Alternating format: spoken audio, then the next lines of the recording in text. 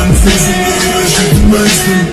Hıyanet etmeyi bir görmezdim, bilmezdim, dinmezdim. Köş sevgili senden öğrenmezdim. Sensiz yorulup kollar kollar, karanlık gelir yollar yollar. Gittiğim yolu unutmuşam, dayetmene sen olar nolar. Edirem sinemen müraciət, ne kadar olar bu mübahisə.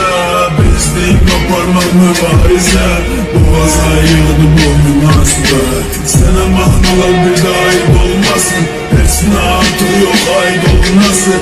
Niyetim budur, isteğim budur, sevgililer boy ayrılmasın. Göz yaşların damla damla, mənə yaxın ol, məni yanla.